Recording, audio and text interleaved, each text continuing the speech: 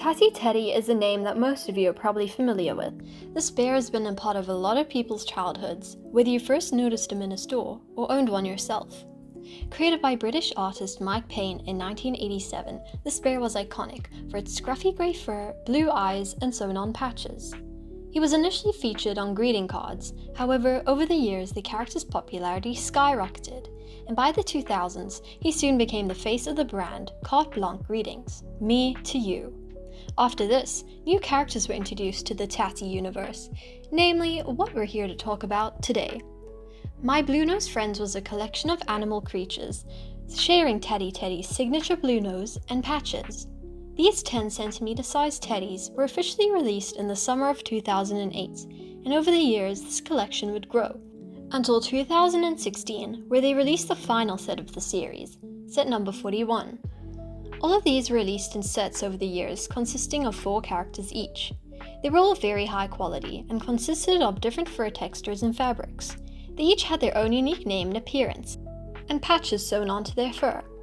The tags attached to them all had their names written on them, as well as a little peek into their personalities. Another cool feature that I noticed was the indication of each character's gender. This could be determined by their feet, with the girls having pink feet and the boys having neutral. My sister and I collected these blue noses back in the 2010s, and we'd always cut the tags off, as they had fabric tags attached to their rears that also display their names and numbers. However, sellers in general prefer to keep the tags on, as it quote-unquote creates more value. The first few blue noses that were released were a lot more common animals, such as Patch the dog number 1, Dilly the duck number 4, and Kittywink the cat number 2. As the series progressed, more exotic and interesting animals were introduced, like Legend the unicorn number 44, Pudge the triceratops number 125, Nelson the narwhal number 136, and Sebastian the saber-toothed tiger number 148. But that didn't mean that they stopped coming out with common animals too, like birds and dogs. They continued to release more of these, in fact, coming out with new species for each category. They also got a bit more experimental with the color schemes, shifting from greys and whites and blues to pastel pinks and sometimes even multicolors. For some animals it did make sense, for others not so much.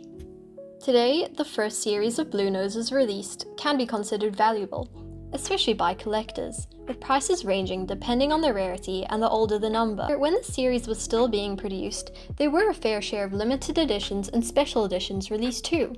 My sister and I were fortunate enough to own some of these. The ones we owned were number 100, Ramble the Caterpillar, 107, Culture the Chameleon, 122, Tinsel the Arctic Fox, and unnumbered, Sasha the Silk Moth. These special and limited editions were always distinguishable from the rest, as they had either tinsel or holographic fabric on them.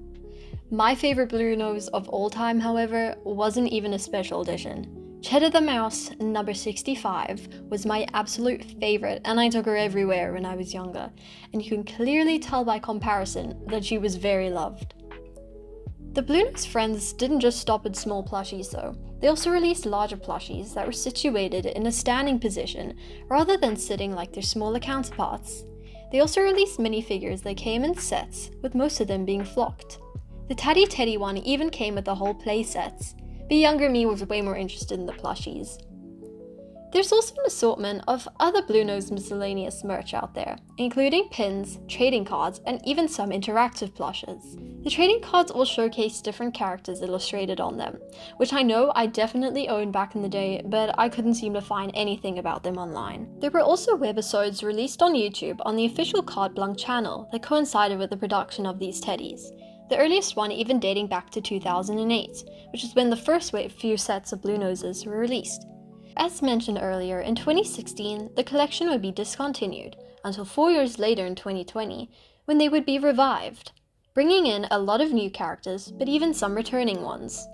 This series, I'd say, is not of the same quality as the first.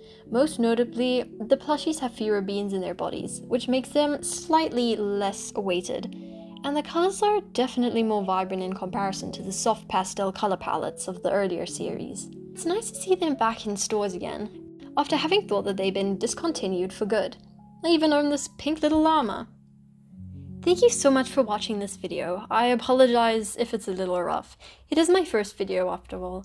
Please consider subscribing if you wish to see more content related to your childhood interests, and comment below what you want me to cover next. Hope to see you all in the next video. Bye for now!